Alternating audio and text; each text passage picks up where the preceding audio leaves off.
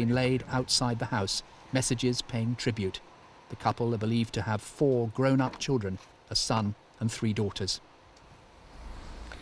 Kim, we've heard some stories about people hearing the noise of a shotgun. Have you been told any more about that? Well, the police have actually been very clear on that point.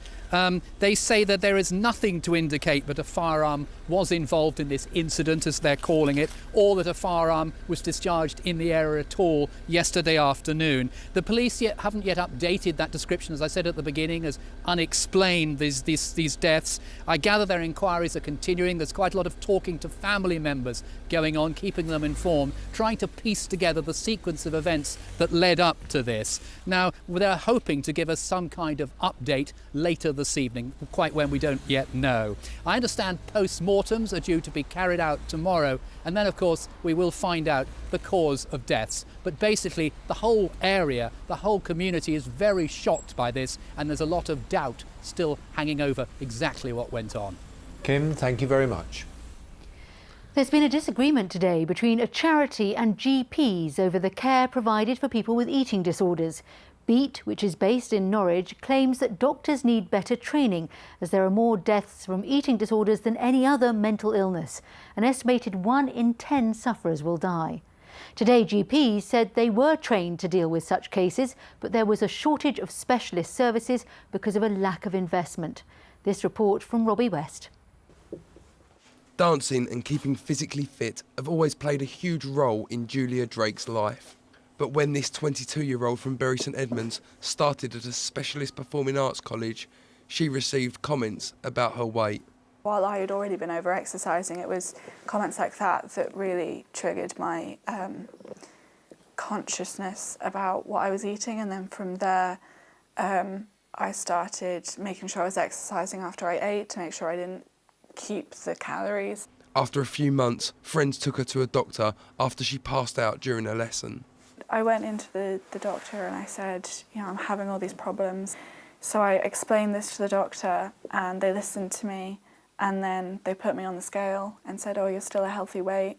And, that was it. That was kind of another justification for my illness, oh, well, the doctor says that I'm fine, so I should keep going as I am.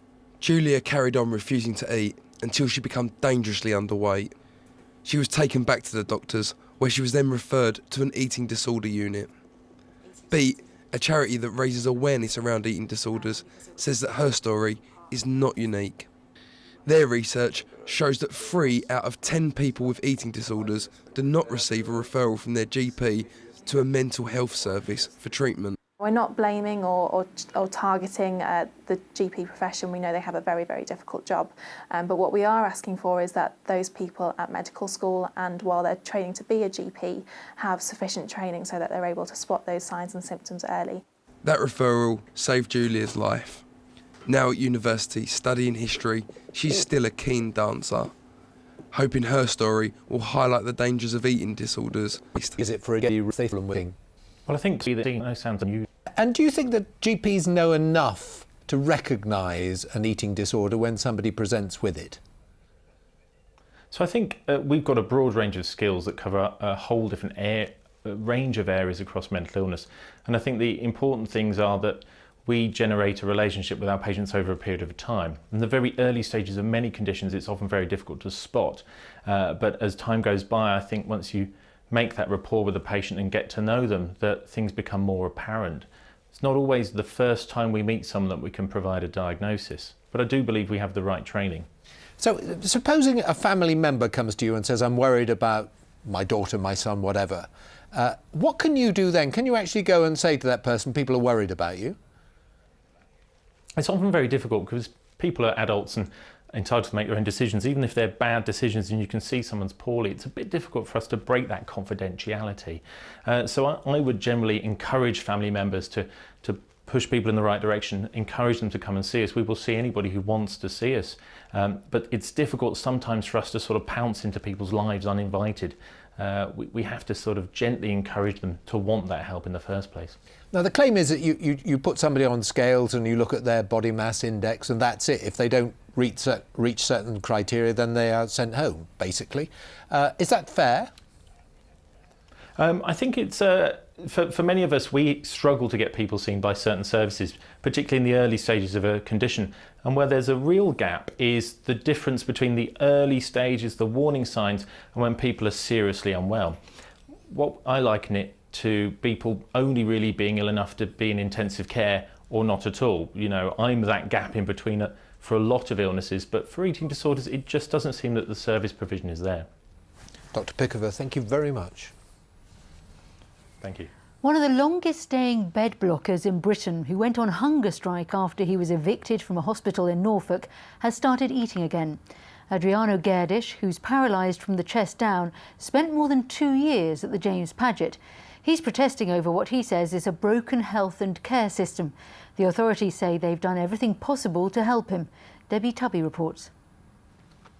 Since his eviction from hospital, Adriano Gerdish has refused to eat. For 24 days, he survived on just fruit juice. I'm sick of having the authority deciding where I should live, what I should eat, when I should eat, how much I weigh, how much I drink. God damn it, enough! News of the 64-year-old's eviction broke last month. This photo, taken in hospital, says it all. He only needed bed rest. He was eventually moved to this temporary council flat, exasperated at the care system and saying he's had 2,000 different carers in 8 years. He's refused to cooperate with the authorities. So how can the stalemate be broken? It's this man's job to try again. He's a council housing officer and he wants to show me what he's up against. Good morning, Mr. Guedes. How are you today? Adriano is not keen to talk about his accommodation. He wants his own electric wheelchair back. Housing is not my priority at the moment. Okay. It never was since they took my wheelchair away from me. Right. The wheelchair is my priority. The wheelchair is one of the reasons I'm on a hunger strike. So how does that then fit into your housing situation? I would like to sort of find out a little bit more. My friend, without my wheelchair, I don't even want to think about housing. Simple as that. Adriano is venting his anger against the wrong authority. Mr. Kolalai can only help him with housing. They're playing with my life. It's my life. I control my life. Nobody else. Nobody else. It's now early February, more than 3 weeks since his last meal. There's not much left of him. Why are you just giving up? I'm not giving up, I'm fighting. You haven't eaten now for 24 days. What's going to make you start eating again? The wheelchair. Hello, Adriano. Patrick Thompson has supported patients' rights for 4 decades. He's about a breakthrough. We've now got to get you living with your dignity and your respect back to normal, yes? And we're going to do it, aren't we? Yeah. Between us. If you hadn't persuaded him to go back to eating, how bad do you think this would have got? We would have ended up with an inquest, and then the fingers would have been pointed. I thought I was fighting the system a lot. And the other people had their heads in the sand. But I don't know if they got the courage to do something.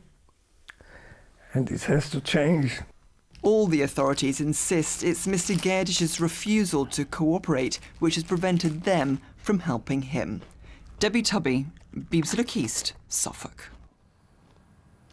And you can see the full exclusive story and the moment Adriano agrees to end his hunger strike on Inside Out tonight at 7:30 on BBC One. A man has been arrested on suspicion of sending abusive messages to the MP for Colchester. Will Quince reposted the comments online saying he was genuinely shocked and they were absolutely vile. They referred to his son Robert, who was stillborn. A man is being questioned on suspicion of malicious communications.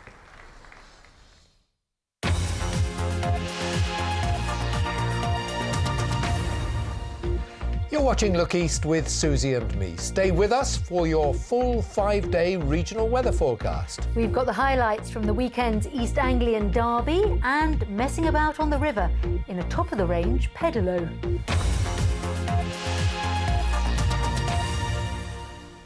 Now, anybody who cares for people with dementia will tell you that music can be very important. It can unlock memories and start a conversation.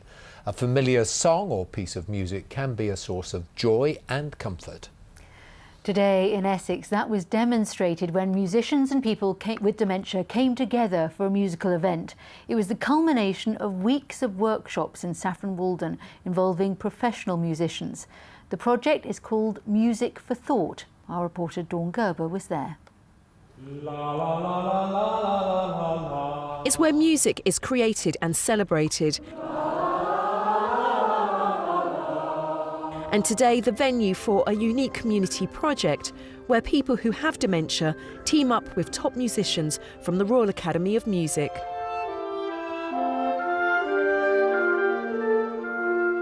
It's a way to be able to bring out something positive and to take part in something meaningful. So really, Music for Thought is a creative music project where we all come together as equals in a room. We compose, we create and we perform music, and it brings joy to everybody. Dementia can be isolating and disempowering for people affected by the condition, but music crucially helps unlock memories while also being a source of joy and comfort. I think that for people with dementia, that having the opportunity to experience live music and make live music allows people to access emotional states and to express themselves creatively, regardless of all the other circumstances in their life. For the last 6 weeks, Brian and his wife Kay have been taking part in this project. It's been a rewarding experience for the couple, especially for Brian, who's lived with dementia for the past 7 years. Watching the enthusiasm that young people bring into the meeting, and now they've got this, with their personalities, the way they shine through and get you involved, and it's something that's precious. Projects like this are vital because in the future more of us will have dementia. In Essex, it's predicted to increase over 10 years by a third to around 25,000 people. People caring really appreciate the opportunity to take the person they're caring for somewhere where they can both benefit. And there's precious few resources out there that people can attend. So Music for Thought, Singing for the Brain, those kinds of things we really, really support and hope that there can be many more put into place as well. Saffron Hall Trust plan to roll out this project across the region so that more people can experience and benefit from having music in their lives. Dawn Gerber, BBC Look East, Saffron Walden. Now, if you ever spend any time on the Broads in Norfolk and Suffolk, you will know the water used to be very clear, but that's not the case today, especially at Hovton Great Broad near Norwich, which is why millions of pounds will be spent over the next couple of years to improve the water quality and make it, as they say up there, as clear as gin. Unusually, the Broad has excluded boats for 100 years, and that has given it an added feel of tranquility, as Anna Hill reports. For decades, Hovton Great Broad had pollution coming into it from farms and sewage, and that led to toxic algal blooms and the silting up of the Broad. Local farmers and Anglian Water have worked to improve the quality of the water in the River Bure, which feeds into the Broad. And it's got to the state now where it's so good that restoration work can begin on the Broad and the water quality will get better and better. The fish will come back, the plants will come back, and biodiversity will improve. The silt and sludge is now being dredged up from the floor of the Broad and being transferred to sausage-shaped bunds. These will build up new banks, creating better wildlife habitats. What's coming out now is decades of dead algae. Very little can live in it, plants can't get established. The time's right now to do it, because of the water quality improvements that have taken place. We can shift it now, we can give it a kick and make it work. Get it back to what made the Broads famous originally, their clear water. Some boat owners have complained that the Broad won't be open to them, but Natural England say they want to preserve the tranquility of this special place, and a longer nature trail will be open for walkers 7 days a week, away from the busy summer river traffic. It's one of the very few places in the Broads where you can actually walk through the wet woodland, which is otherwise really difficult to get through. Boats haven't been allowed on this Broad for over a century now, and we will maintain that. The reason being is that this place offers something, it has that difference. We want to maintain the tranquility that we offer. People really enjoy the ability to stop on the edge of the river, go off into our wet woodland and really enjoy a place of peace and tranquility. This unique place opens up 7 days a week from April, and it's hoped the legendary gin-clear waters of the Broads will return by 2020. Anna Hill, BBC Look East, Houghton. Gin-clear, great expression. Now in the football this weekend, the East Anglian Derby 1-1. Fans of Ipswich Town probably went home happier than Norwich fans because Norwich desperately need the points to get into the playoff positions. But the Norwich boss hasn't given up on a top 6 finish. City are now 8th in the table, Ipswich 15th after another dramatic derby day. Tom Williams was there. The mood at Carrow Road, a boisterous one, spirits high, tensions at times running even higher. Norwich chasing the playoffs, Ipswich desperate to stop them and claim a first win over their rivals in 8 years. The first half's major talking point, a possible penalty. David McGoldrick manhandled, no foul given. The Ipswich striker, not so sure.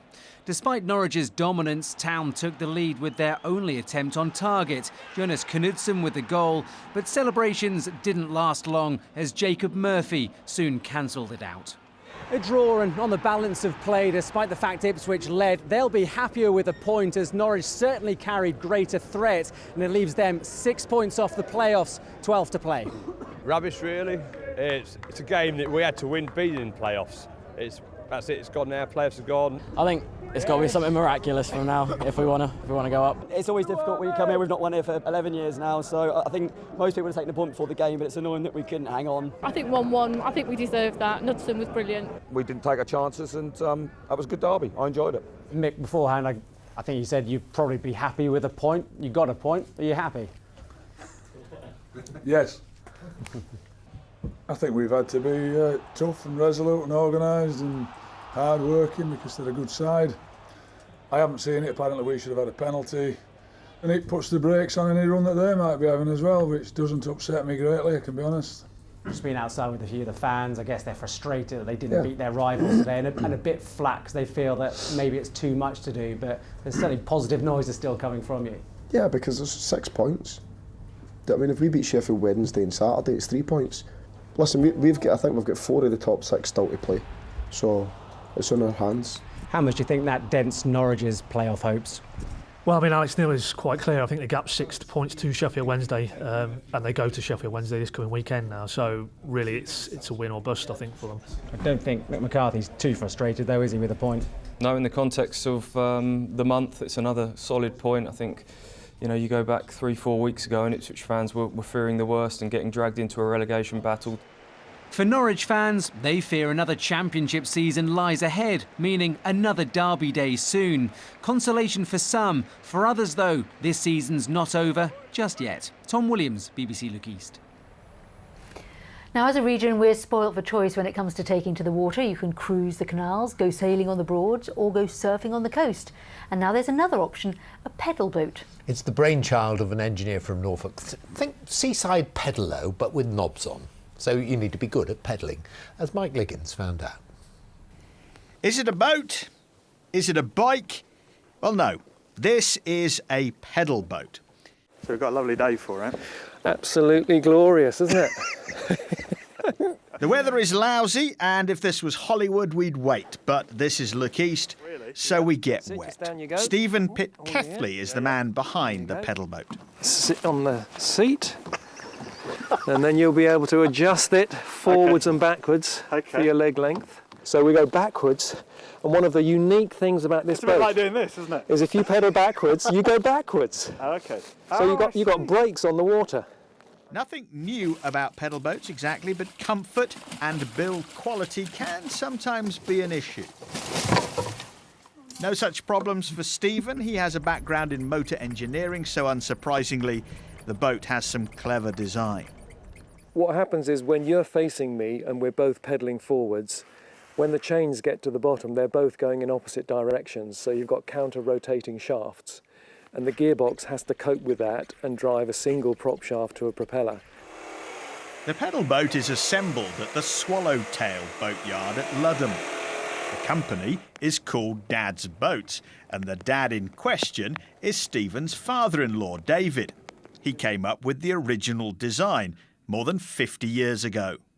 My hobby was making toy sailing boats, and I experimented with various things. It wasn't very scientific, but it worked.